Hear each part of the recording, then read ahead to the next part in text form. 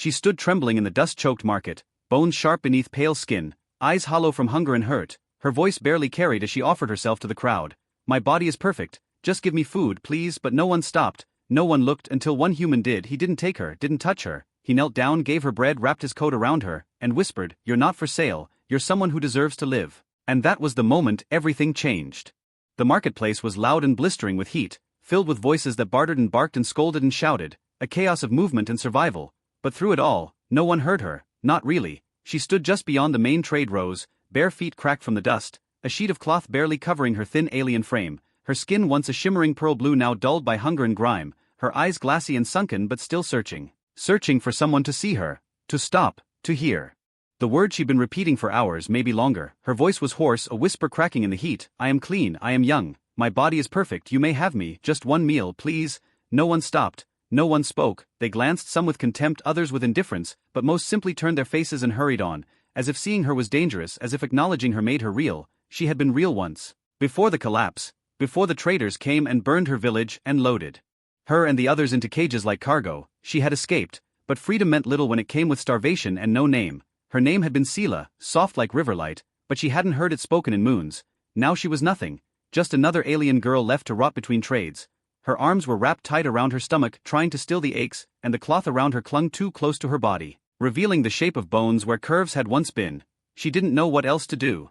Offering herself was the last thing she had left. Her dignity had long since starved to death, but still no one stopped, not until a pair of boots stepped into her field of vision, simple scuffed brown leather stained from desert walks, not polished like the traders, not armored like the patrols. She didn't lift her head at first, assuming it was just another person who would pause, pity and then move on, but then a voice came, low, clear, steady. You said a meal, right? Sela's head jerked upward, her pulse thudding in surprise. He was human, tall, tan, short dark hair and green eyes, not cruel, not mocking, just watching her carefully. She nodded slowly, unsure if she'd imagined his words. He reached into the satchel at his hip and pulled out a wrapped ration.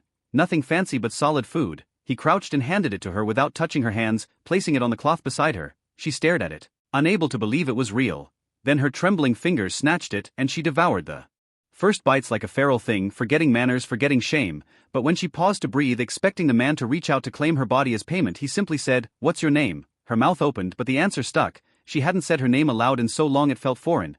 Sela, she whispered eventually. He nodded. Sela, I'm Cade, I'm not here to hurt you. She blinked at him. Then why did you feed me? He hesitated. Because no one else did. Because you looked like you were about to fall over and vanish into the ground. Because maybe someone once saved me when I didn't deserve it and I never forgot what it felt like. Her lips parted but no sound came. He stood and offered a hand, not demanding, not commanding, just offering. There's shade and water at my transport. No strings. You don't have to come. Just thought you might want to sit somewhere that doesn't smell like garbage while you eat. Sela stared at his hand, then at the food, then back at the crowd that had forgotten she existed. Her body ached and her mind spun and her feet moved before she realized. She followed him, not closely, not trustingly, but with the slow, cautious steps of someone who had nothing left to lose.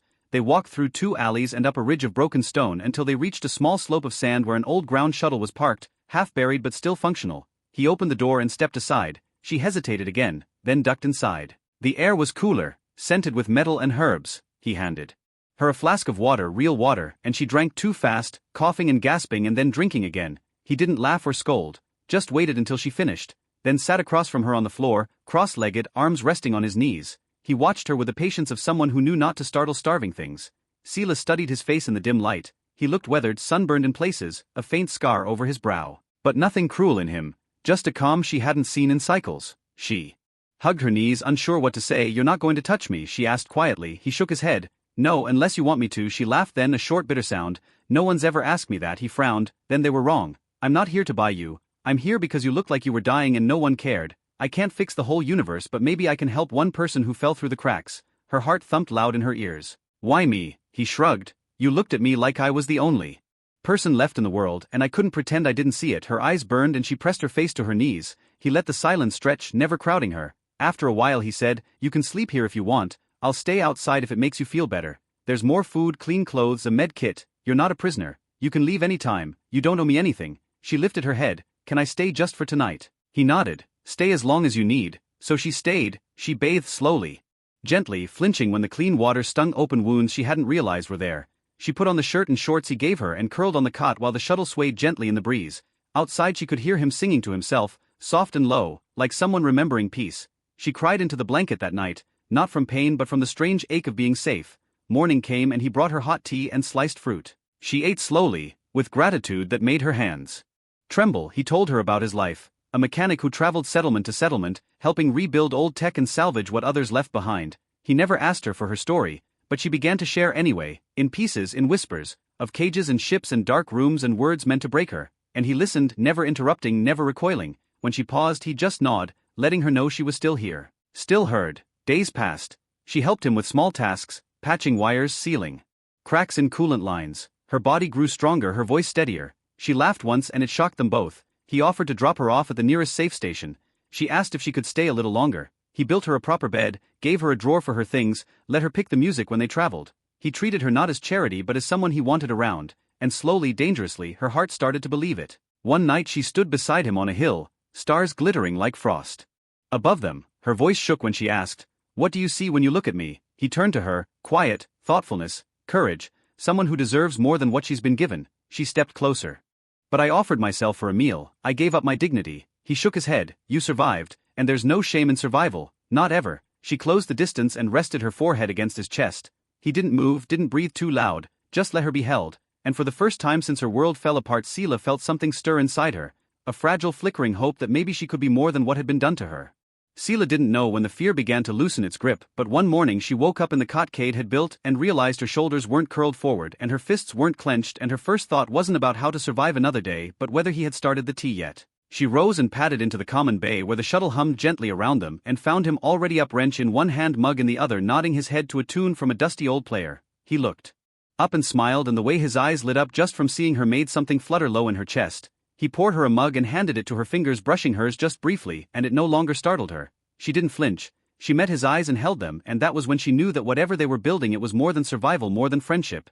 It was something she hadn't dared to dream of. Trust, connection, maybe even love, though that word still sat heavy and fragile in her mind like something too sacred to touch. He never pushed, never asked for anything, not even answers. He just gave and gave and gave and waited, and every time she took a small step toward him he met her without hesitation.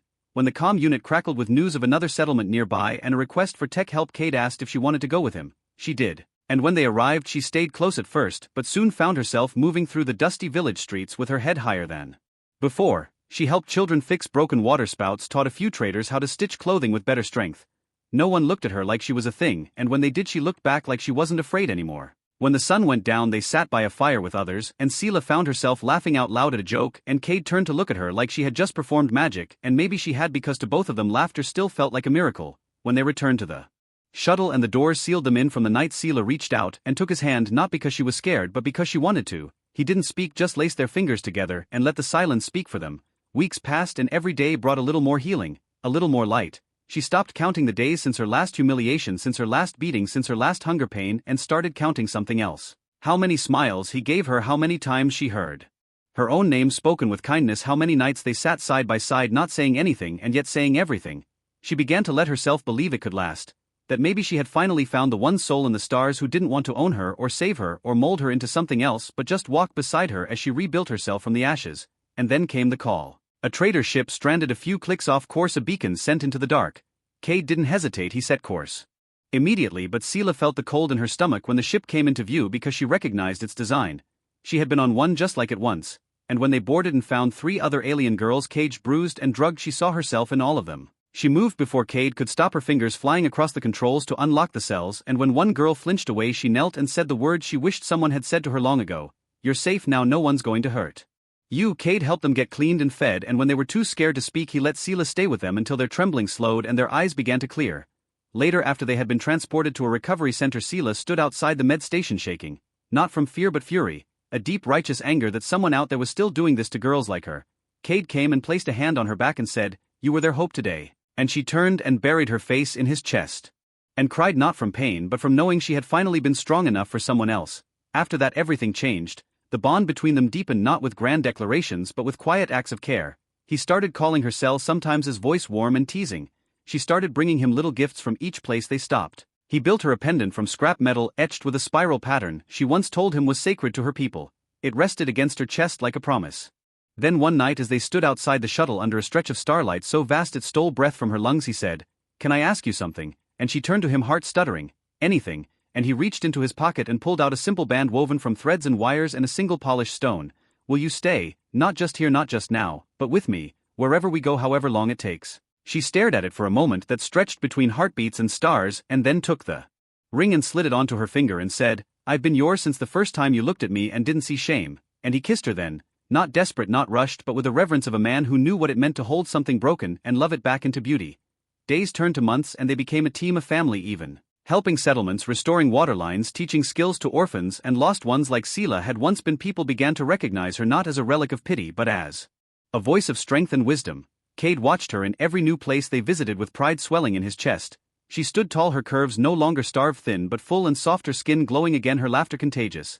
She wasn't the girl from the market anymore. She had become the woman she was meant to be. And one day on a desert moon where winds sang through crystal sands, they stood hand in hand and exchanged words that mattered not in law or ceremony but in truth. I choose you, not because you saved me but because you saw me. And Cade replied, I choose you, not because you were broken but because you fought to be whole. And with those words spoken into the silence of the stars, they sealed what had been growing between them from the moment she offered herself for a meal and found instead the man who would love her with honor and patience. Later, as they sat in the warmth of the shuttle, wrapped in a blanket, and watching the fire logs flicker, she leaned her head against his shoulder and whispered, I used to think love was a trick to trap us, a story to blind us, but now I know love is a choice and I choose it every time I choose you. And Cade kissed her temple and replied, You gave me back something to sell, you gave me purpose, you gave me someone to believe in. And so they stayed together, drifting between moons and stars and lost places where the broken still wandered. Always side by side, always reaching back for the ones left behind.